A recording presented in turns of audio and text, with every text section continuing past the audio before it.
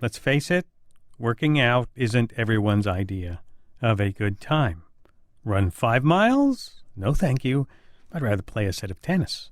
But maybe what I'm missing is something that would make me make that workout a little more fun, a little more like a game. App developers and device makers have already thought of this, of course. There's Fitbit, which tracks your steps and gives you little encouraging buzzes on the wrist when you reach a goal. Other apps like Runkeeper and Strava, where you can log the miles you run, see how you stack up against your friends, and even compete against total strangers for speed and time. And if the competition is not your thing, how about being chased by zombies? That enough motivation for you? Because yes, as they say, there is an app for that. But do these things really work to motivate you? And do they have a dark side? What do you think? Do you use activity trackers or apps? Do you love them, hate them, can't live without them? Give us a call, 844-724-8255, or tweet us at SciFri right here, and we'll take your calls and your tweets.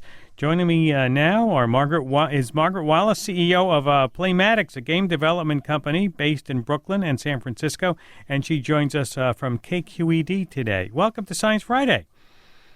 Thank you, Ira. I just logged 5,000 steps on my Fitbit to get here. Wow. See, even Science Friday can motivate people to become fit.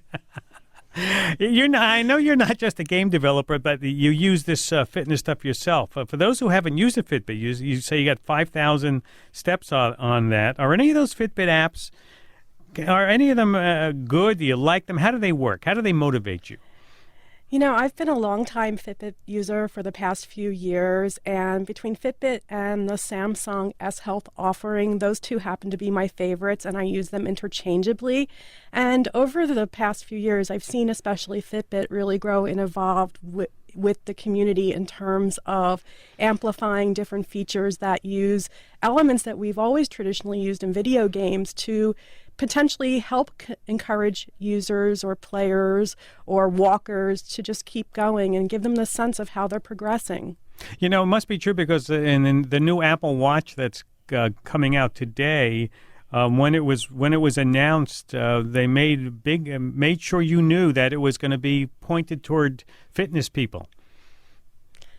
Yes, and as I'm sure you and a lot of your listeners already know, a lot of this impetus comes out of what we call the quantified self movement, which is basically just using personal data and data in ways to hopefully help optimize people's experiences. In this case, we're talking about fitness and activity tracking, but it can be used in a whole range of other areas, such as health. My new Fitbit Charge 2, for example, it measures my heart rate passively. It's a great feature. I love it because it shows me resting heart rate and also active heart rate. But, you know, the whole thing I mentioned before is that if you're not into just keeping track of these things, if you find those things really boring, they're now trying to gamify it, right? Make a game out of being fit to help you motivate. For example, I know you're a Walking Dead fan, and you have your own Walking Dead podcast, in fact, right? Yes, I do, Zombie Jamboree. Well, tell us about the app, Zombies Run. What's the idea there? Are zombies really chasing you and you run faster to get away from them?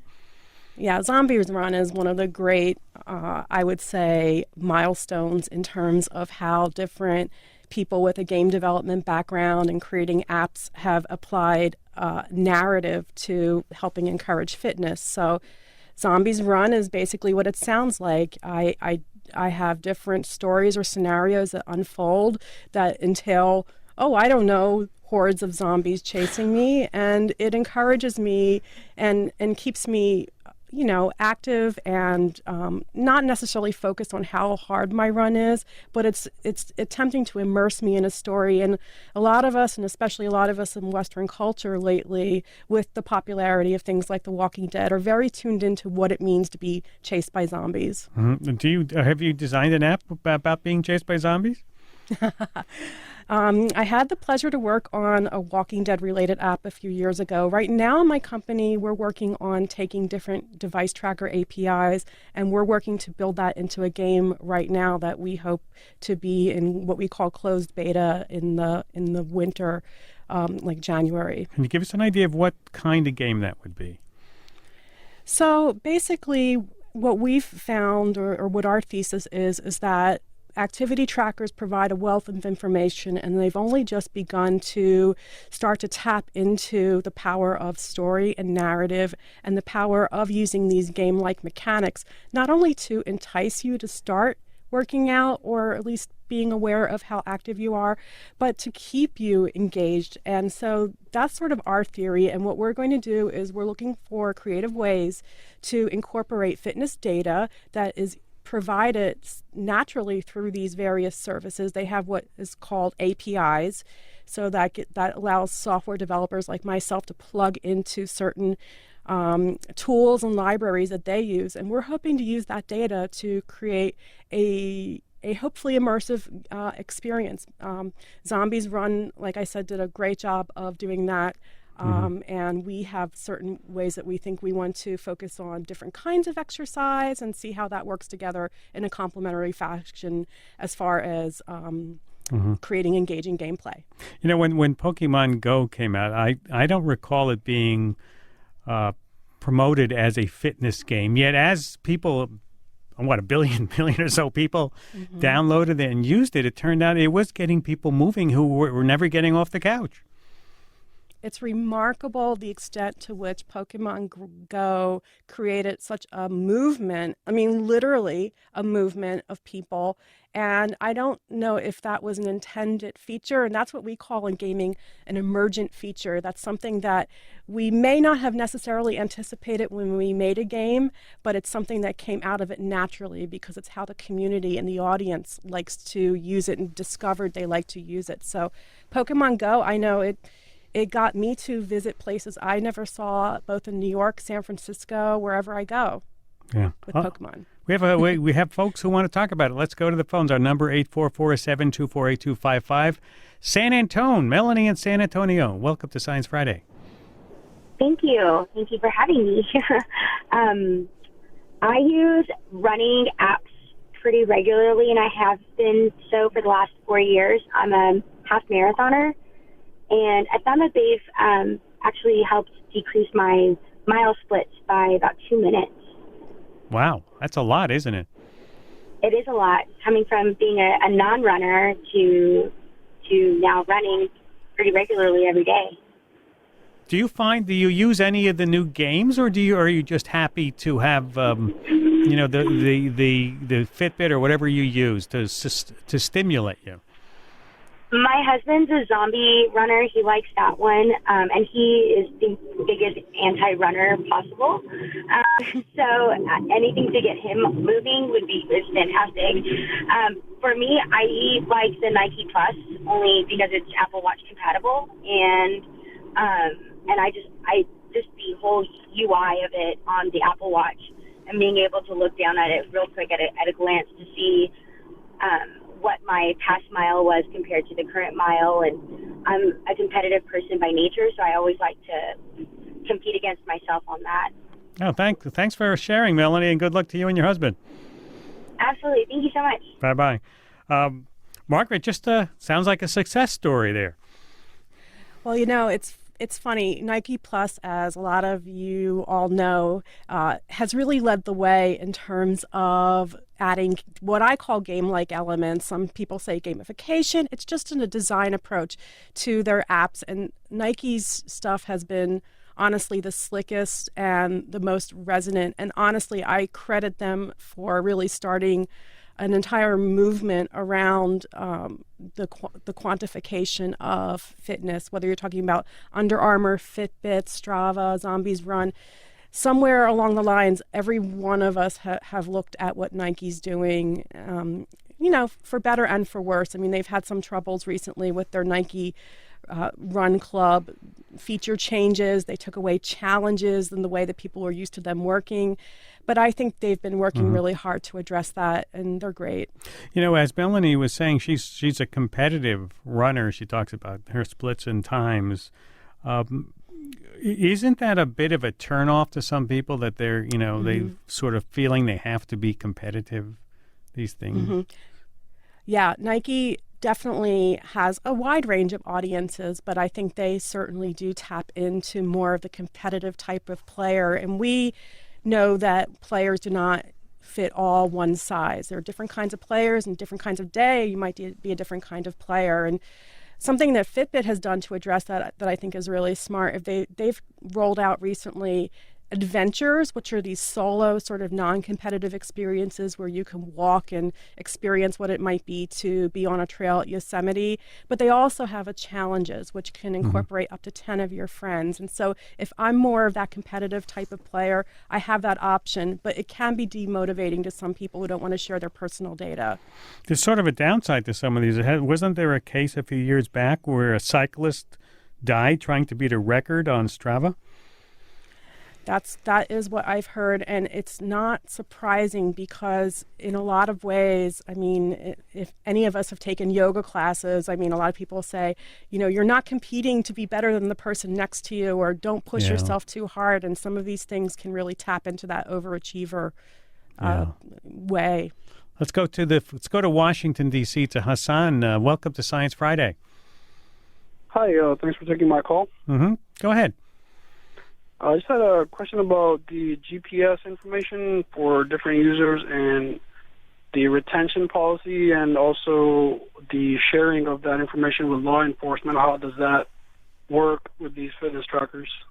Good question. Yeah, what happens, Margaret, to the data that get collected? Well, that's a really great question, and I think we could probably spend a lot of time talking about it. Right now, I would suggest that the handling of the data is all over the place, and I would suggest that to really get down into how each company handles the data, you would really have to look at their terms and services and maybe even follow up with customer service. It is true that when you are sharing your whereabouts, with Runkeeper, I can post the runs I do on a regular basis onto Facebook, for example. If somebody wanted to track my whereabouts, it wouldn't be difficult to see that, every Friday Margaret does this run. So there are certainly privacy implications. That was one of the biggest issues that the Nike Run Club faced recently in terms of whatever backlash occurred with the community, as they said, well, now the challenges are using hashtags. I don't want to share with the whole world what I'm doing. I don't want to use your universal hashtag. And so privacy and data and how that data gets used, it's a huge area that is only now starting to be understood in terms of the implications. This is Science Friday from PRI, Public Radio International. I'm Ira Flato talking with Margaret Wallace, CEO of Playmatics, a game development company. On the other hand, we are learning that the greatest motivators for people are their friends, people they know. Wouldn't that also be true with sharing your data with friends of yours, getting you to do more or having them encourage you?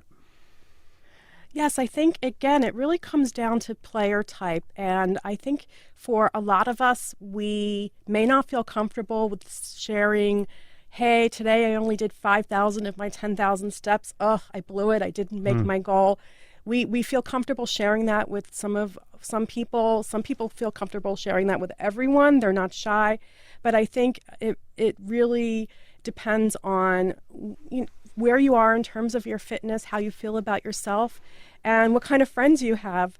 But I think that there are ways, again, the Fitbit challenges allows you to customize. I want these 10 of my friends or these 5 of my friends to work with me together on this goal. And I think that has more benefits than negatives in the long run. Is gamification moving outside the fitness realm?